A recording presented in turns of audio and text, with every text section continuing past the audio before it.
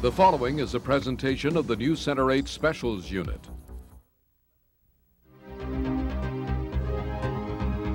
Cleveland's always had a long and strong rock and roll history. This is the first museum devoted to the history of rock and roll. Rock and Roll Hall of Fame Museum, may I help you? Tonight on News Center 8's InnerView. Cleveland is just good rock and roll territory.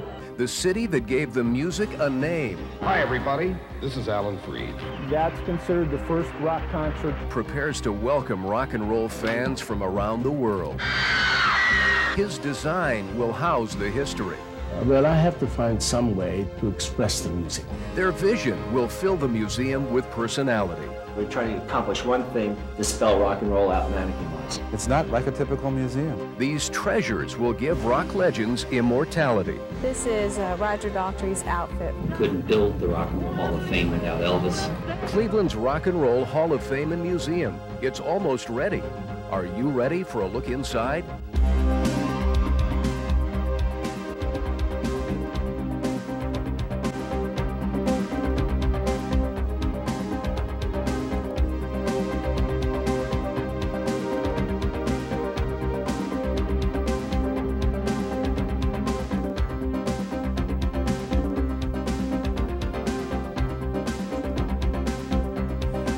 And welcome to another edition of News Center 8's InnerView. I'm Robin Swoboda. And I'm Tim Taylor. Cleveland's Rock and Roll Hall of Fame and Museum. Many of you are familiar with the striking building that has risen on the lakefront. After 9 years in the making, the rock is finally stopping here. But what most people aren't aware of is all the shake, rattle, and roll going on behind the scenes, preparing for the big Labor Day grand opening. Come September, Cleveland becomes the mecca for music lovers. Over 1 million visitors from all over the world are expected to visit the Rock Hall in the first year alone. And what will the Rock and Roll Hall of Fame and Museum mean to all those music fans? A lot depends on what takes shape in the next few months in putting it all together. And that's exactly the InnerView we want to share with you today. For the last few weeks, we hung out, traveled, and worked side by side with the staff of the Rock and Roll Hall of Fame. This is the first time anyone has seen all of what's going into rock music's first permanent home. We begin our journey where else but at the beginning. A little history to remind us all why Cleveland truly is the home of rock and roll. I think Cleveland's always had a long and strong rock and roll history.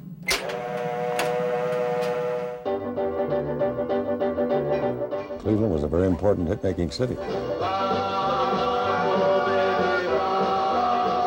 The thing that made Cleveland so important is that it got its exposure here.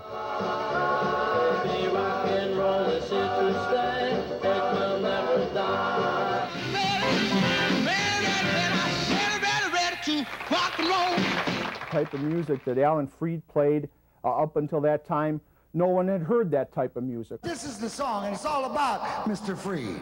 A Saturday night in Cleveland, 12,000 moondoggers remember Alan Freed and the music that became known as rock and roll.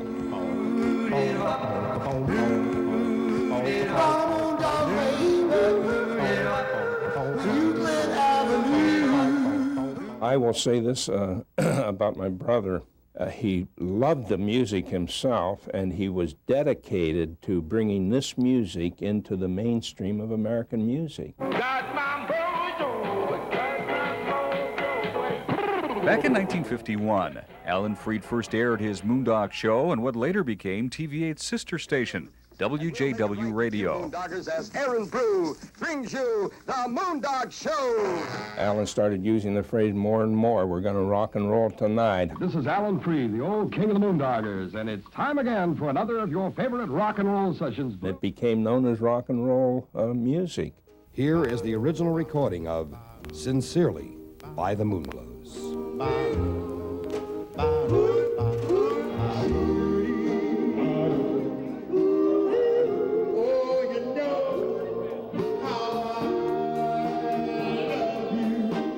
More than 40 years later, Harvey Fuqua still tours with the group discovered by Alan Freed, the Moonglows. Alan listened to us over the phone and said, look, they sound good, bring them down to the studio. So we went down to the studio the next night, and he loved us and said, let's record something.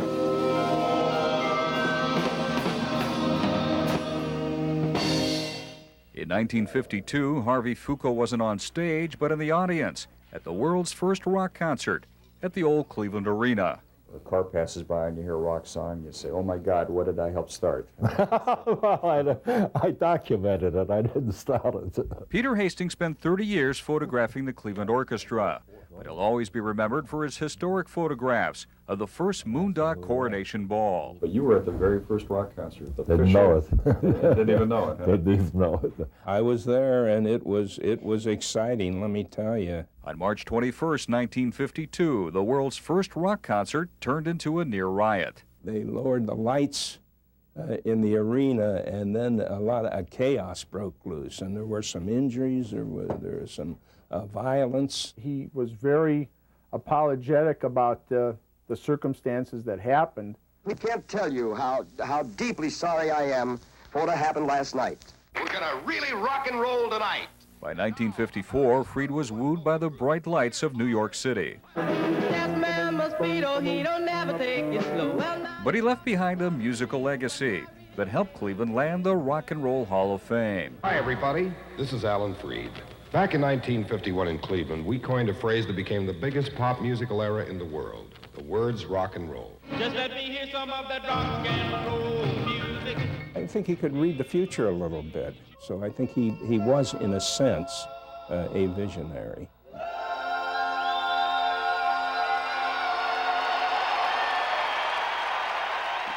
Cleveland, you are the greatest audience in all the world. And I really want to thank you for coming out. InnerView will be back in a moment.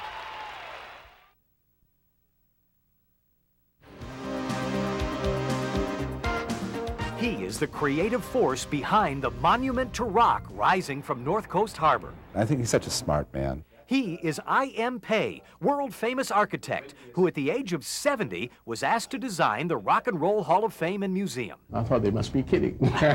But they were dead serious, and the man who had crafted symphony halls, skyscrapers, and even the Louvre in Paris started to do his homework. I subscribed to the Rolling Stone magazines for 2 years. He also grabbed his kids' rock and roll records and forced himself to listen. I sensed that the tremendous energy that is in that music. In the beginning, I find it difficult to take because I don't have the same energy that they, but I've come to accept that. When Pei became a believer, his New York firm got to work. We're very excited. It's going to be a great building. The fact that the building has a vertical dimension is very important. A huge 17 stories of vertical dimension, in fact, surrounded by a massive tent of glass. What does the tent design portray or symbolize? It's performance. Rock and roll is a performance. This building, in some ways, is a non-building. It's transparent. I use practically no color. As you know, it's all white because I wanted people to be presented. And this is some of what those people will be presented with. Life-size mannequins of rock stars in one of 3 rock and roll poses. What's the rock and roll pose? This is the solo pose. Right. And then there's the A-line Elvis pose. And then there's the walking pose. New York fashion designer Stephen Sprouse is in charge of arranging the hall's collection of historic threads on the mannequins' backs and elsewhere. The difficult part was to make the mannequins the right size. We had no idea that the waist would have to be 28, 29, or 30-inch waist. They had to be very small to accommodate the clothing. Even the matching noggins are crafted with precision. Kind of standard male head. It can be black, it can be white. Could be real interesting, too, once they start matching up the painted heads with the rockin' mannequins. Singing sensation all over the country, Elvis Presley.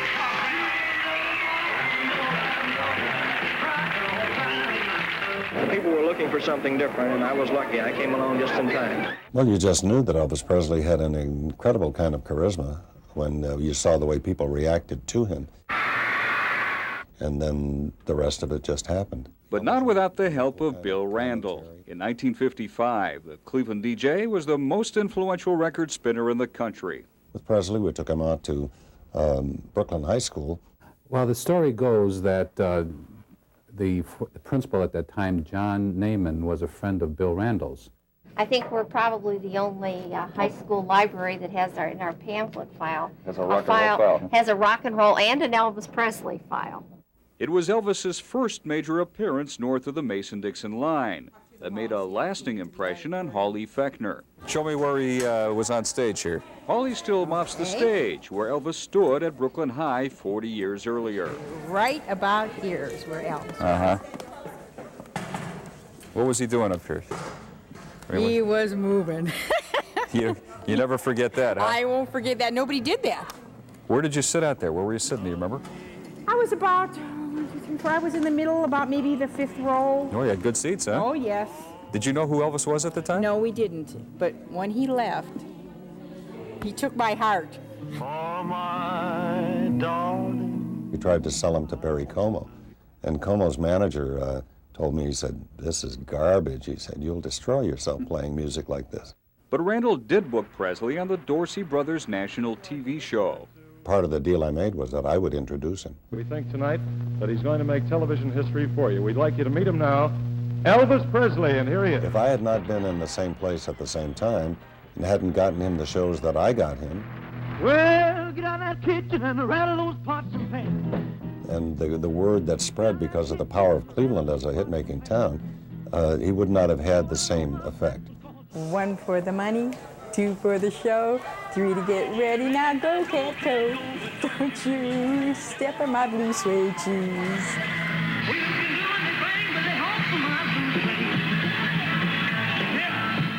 Later, we traveled to Memphis to bring a piece of Elvis back to Cleveland and the Rock and Roll Hall of Fame.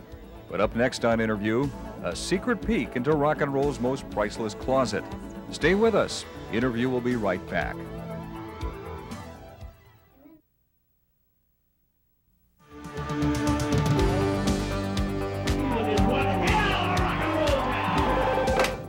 Rock and Roll Hall of Fame Museum. We're doing George. Let's take one Clinton and one Collins. All right. Put it out. Okay. Put it out there first, and then see what we're really dealing with. Welcome to Rock Central. Oh, Nancy. Come here, we need you to play Bootsy Collins. Headquarters of the Rock and Roll Hall of Fame. Here's your guitar, Debbie. From now until late August, Doesn't she look like George? It's just amazing. this place will be rockin' with activity. What we're doing is we're laying out platforms. Within the museum, there are going to be a series of open platforms. Rock Hall Executive Director Dennis Berry is the leader of this band of about a dozen exhibit preparers. This is going to be one exhibit? Exactly. And it's going to be, what, the funk exhibit? Yeah, it's George Clinton and Parliament Funkadelic. So far, 3,000 items. Anything from from the Atomic Dog Shoes being one. From more than 300 donors and lenders. A poster of the Who being. Representing 150 artists. A letter, from Simon and Garfunkel or something. Have been collected. Is it difficult getting this stuff from the artists or from the donors? Depends on the artist. Yeah. Some artists are just absolutely in love with the project and they're a delight to work with. Others are a little more reluctant, or in some cases they haven't saved all that much either, so it depends. When items come in, they are checked. Because the interesting part actually is that lining. Often repaired. We have guitar conservators who are touching up all our guitars. Logged. The shoes are in, the boots are in. And then stored. We get items in all various conditions. I mean, Eileen Shepard Gallagher oversees the registorial process. some items are pristine, almost like they were never worn, and others seem very well worn. Historical items, like Roger Daltrey's outfit from the Rolling Stone Rock and Roll Circus. This is Grace Slick's outfit. She was with who? She was with Jefferson Airplane. We have Curtis Mayfield. Curtis Mayfield. Wonderful Superfly pants. Frankie Valli. Frankie Valli. These are the Everly Brothers. Are you serious? Tap shoes from when they were kids. Little, 10 years old.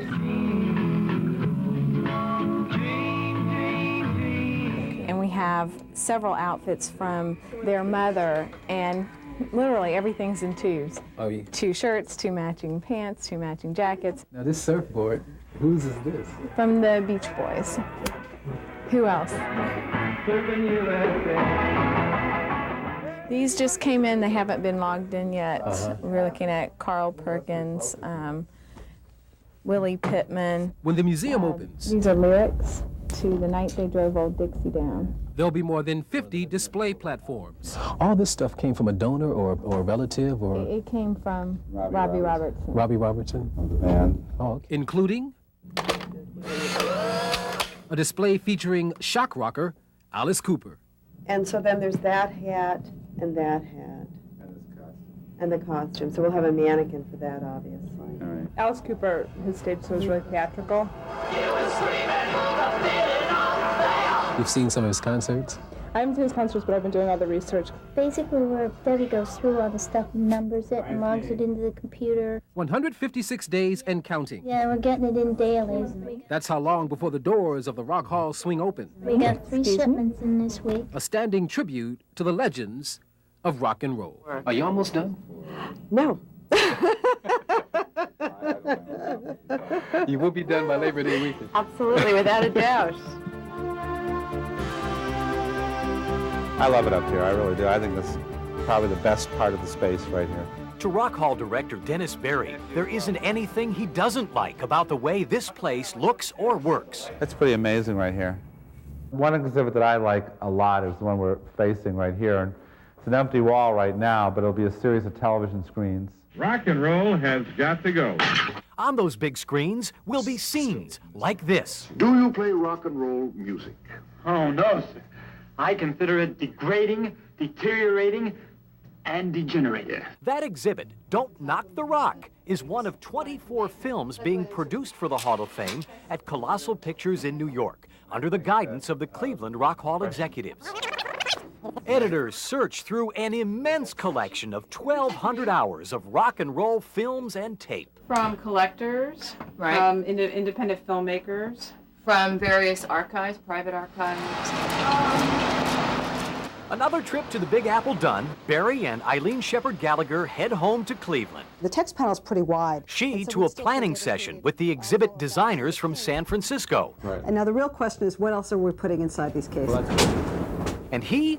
And this is the way you're supposed to go up to the Hall of Fame. To the room that will be the hallowed hall, where the inductees will be enshrined. Symbolically, it is the top of the building, and it does represent, you know, for people a kind of a great achievement level in their career to have made it to the top, so to speak.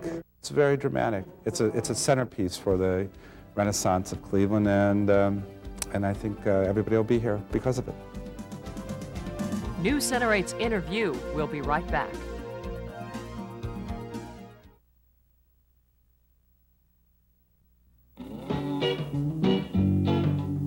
Jim Hankey and Tim Moore are taking a rock and roll road trip.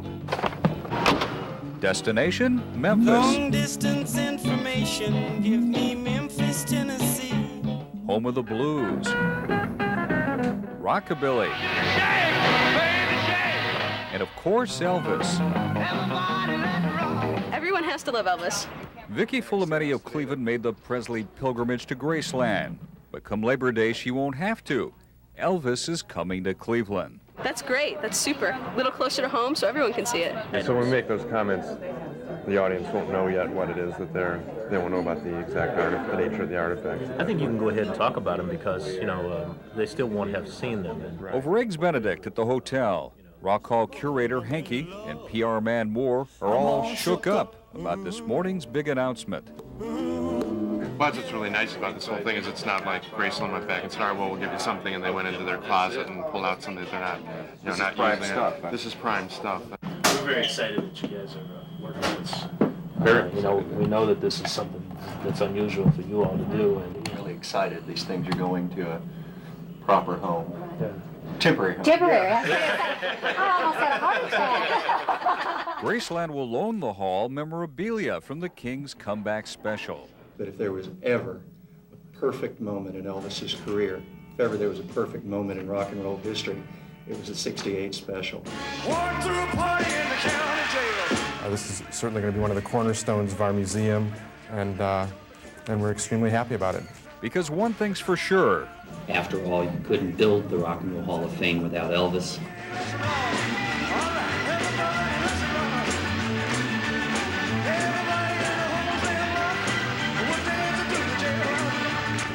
Oh, so Tim, have you heard the big news? What's that? Well, about who's going to be here in September for the big grand opening? Well, I haven't, but obviously you know something. Oh, yeah, I'm connected.